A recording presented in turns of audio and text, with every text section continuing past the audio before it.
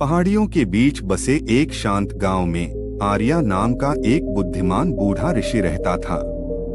आर्या अपनी गहन बुद्धिमत्ता और शांत आचरण के लिए जानी जाती थी। एक दिन लीला नाम का एक जिज्ञासु युवा ग्रामीण मार्गदर्शन मांगने के लिए आर्या के पास पहुंचा। लीला, मेरी बच्ची, आर्या ने धीरे से कहा, एक कालातीत सत्य है जो मैंने अपनी यात्रा में सीखा है। जितना अधिक आप चुप रहेंगे, उतना ही अधिक लोग न केवल बात करेंगे बल्कि सुनना भी सीखें, जीवन की उस सहानुभूति को जो हम सभी को घेरे हुए है। और इसलिए गांव का विकास जारी रहा, इस शाश्वत सत्य से निर्देशित होकर कि मौन जब इरादे से अपनाया जाता है, दिलों को एकजुट करने और साझा मौन के धागों से बंधे समुदाय की धुनों में सामंजस्य स्थापित करने की शक्ति रखता है। जैसे जैसे मौसम बीतता गया, गांव की प्रतिष्ठा पहाड़ियों से परे तक फैल गई और दूर दूर से ज्ञान के साधक यहां आने लगे। जितना अधिक उन्होंने मौन अपनाया, एक दूसरे के बारे में उनकी समझ उतनी ही गहरी होती गई। इस नए सौहार्द में गांव न केवल भौतिक संपदा में बल्कि साझा अनुभवों की समृद्धि में भी समृद्ध हुआ। आर्या ने अपने द्वारा देखे गए परिवर्तन से संतुष्ट होकर लीला को ज्ञान का एक अंतिम टुकड़ा प्रदान किया। मौन के रक्षक के रूप में याद रखें कि आपकी सच्ची शक्ति शब्दों की अनुपस्थिति में नहीं बल्कि दूसरों को अपने दिल की फुसफुसाहट सुनने के लिए प्रेरित करने की क्षमता में निहित है। लीला, जो अब परिवर्तन के मूक अग्रदूत के रूप में प्रतिष्ठित थी, सभा के सामने खड़ी थी। हमारे जीवन की टेपेस्ट्री में मौन वह धागा है जो हमें एक साथ बांधता है। हमारी कहानियां, जो कभी हमारे दिल के कक्षों तक ही सीमित थीं, अब खुली हवा में नृत्य करती हैं, एक संगीत बनाती हैं जो पहाड़ियों से गूंजता है। मौन के ज्ञान ने न केवल ग्रामीणों को जोड़ा, बल्कि उनके दिलों को सहानुभूति की सुंदरता के लिए भी खोल दिया। प्रत्येक व्यक्ति ने न केवल अपने कानों से बल्कि अपनी आत्मा से सुनना सीखा। सभा हुई। ग्रामीण, जो कभी निकटता से अजनबी थे, अब ऐसी कहानियां साझा करते हैं जो समुदाय के सामूहिक दिल की धड़कन के साथ गूंजती हैं। उन्होंने सपनों, आकांक्षाओं और अपने जीवन की सादगी में पाई जाने वाली सुंदरता के बारे में बात की। जैसे ही चंद्रमा ने अपनी सौम्य चमक बिखेरी, आर्या अपने द्वारा किए गए परिवर्तन को देखने के लिए अपने घर से बाहर निकली।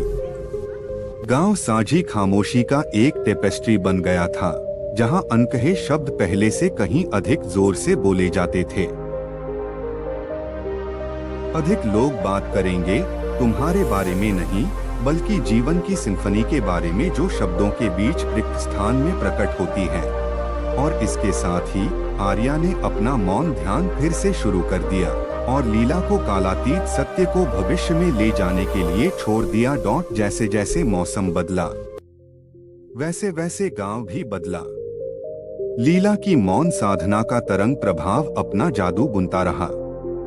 एक बार विभाजित समुदाय को उन अनकहे संबंधों में सांत्वना मिली जो उन्हें एक साथ बांधे हुए थे। एक शाम गांव के मध्य में प्राचीन ओक के पेड़ के नीचे एक सब। जल्द ही एक बार के मौन सपने और अनकही इच्छाएं नई समझ की सिम्फनी की तरह गांव में गूंज उठी। रिश्ते मजबूत हुए, गलतफहमियां दूर हुईं और एकता की गहरी भावना ने समुदाय को गले लगा लिया। अंत में लीला अपनी आंखों में कृतज्ञता के साथ आर्या के पास पहुंची। आपकी बुद्धिमत्ता ने न केवल मुझे बल्कि पूरे गांव को बदल दिया है। मौन वह पुल बन गया जिसने हम सभी को जोड़ा, आर्या ने शांत मुस्कान के साथ फुसफुसाया।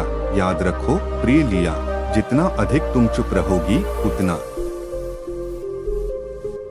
लोगों ने मेरे बारे में नहीं बल्कि अपनी सच्चाई और आकांक्षाओं के बारे में बोलना शुरू कर दिया। मौन, मेरे प्रिय, है ध्वनि की अनुपस्थिति नहीं बल्कि कैनवास जिस पर अन्य लोग अपनी कहानियां चित्रित करते हैं। लीला ने इन शब्दों पर विचार किया और अपने जीवन में मौन का अभ्यास करने का निर्णय लिया। जैसे जैसे दिन हफ्तों में बदले, कुछ उल्लेखनीय घटित हुआ।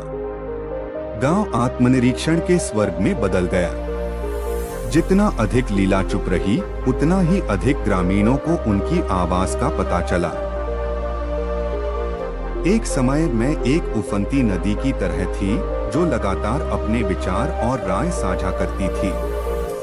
जितना अधिक मैं बोलता था, उतनी ही अधिक लहरें पैदा करता था। कुछ सामंजस्यपूर्ण थे, लेकिन दूसरों ने मेरे चारों ओर की शांति को बाधित कर दिया। जैसे ही मैंने मौन अपनाया, आर्या ने आगे कहा, मुझे एहसास हुआ कि शांति में दुनिया अपनी प्रतिध्वनियों को प्रतिबिंबित कर सकती है।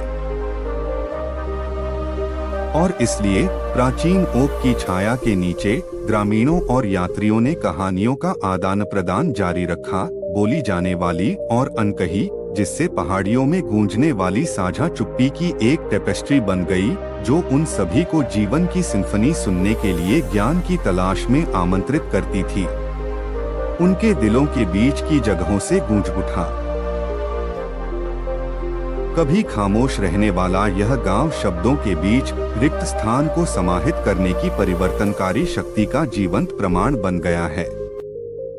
आर्या गांव के निरंतर विकास को देखकर शांत मुस्कान के साथ लीला और काई के पास पहुंची। जितना अधिक आप चुप रहेंगे, उतना ही अधिक लोग न केवल बात करेंगे, बल्कि अपनी आत्मा की गहराइयों को साझा करने का साहस भी पाएंगे। आपका गांव अक्सर शोर से घिरे रहने वाले विश्व में सद्भाव का प्रतीक बन गया है।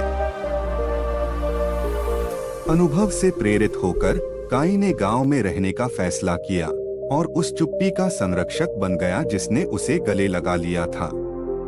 लीला के साथ मिलकर उन्होंने सभाओं का आयोजन किया, जहां यात्री और ग्रामीण समान रूप से अनकही सच्चाइयों की भाषा में कहानियों का आदान प्रदान कर सकते थे। गांव, जो अब साधकों और घुमक्कड़ों दोनों के लिए एक अभयारण्य है, लगातार फलता फूलता रहा। साझा मौन और गहन संबंध के आश्रय स्थल के रूप में इसकी प्रतिष्ठा बढ़ी, जिसने जीवन के सभी क्षेत्रों से लोगों को आकर्षित किया। वह भाषा और पृष्ठभूमि की बाधाओं को पार करते हुए ग्रामीणों के बीच घुलने मिलने वाली अनकही भाषा पर आश्चर्यचकित थे। गांव के लोकाचार से प्रेरित होकर काई ने अपनी कहानी साझा करने का फैसला किया। हानि, लचीलेपन और मौन शक्ति की एक कहानी जो उसके अस्तित्व की गहराई से उभरी। जैसे ही वह बोला, गांव ने उसके शब्दों को आत्मसात कर लिया, निर्णय के साथ नहीं, बल्कि एक गहन समझ के साथ, जिसे केवल मौन ही विकसित किया जा सकता है। सौहार्दपूर्ण गांव की कहानियों से प्रभावित होकर यात्रियों ने उस प्राचीन ओक के पेड़ के नीचे शरण ली, जहां कभी लीला खड़ी थी। एक दिन काई नाम का एक थका हुआ यात्री अपने विचारों के बोझ से दबा हुआ आया। सांत्वना की उनकी आवश्यकता को महसूस करते हुए ग्रामीणों ने खुले दिल से उनका स्वागत किया और उन्हें सांप्रदायिक मौन की पवित्र प्रथा में भाग लेने के लिए आमंत्रित किया। प्राचीन ओक के पेड़ के नीचे शांत क्षणों में काई ने साझा शांति की परिवर्तनकारी शक्ति की खोज की। यह सरसराती पत्तियों के माध्यम से फुसफुसाता है और बहती धाराओं में गूंजता है। आंखों में चमक के साथ आर्या ने आगे कहा, जितना अधिक आप चुप रहेंगे, उतना अधिक लोग बात करेंगे। हैरान होकर लीला ने सवाल किया, लेकिन क्यों बुद्धिमान आर्या? क्या मौन को दुनिया के शोर से एक आश्रय, एक अभयारण्य नहीं होना चाहिए? आर्या जानबूझकर मुस्कुराई और अपने अतीत की एक कहानी साझा की।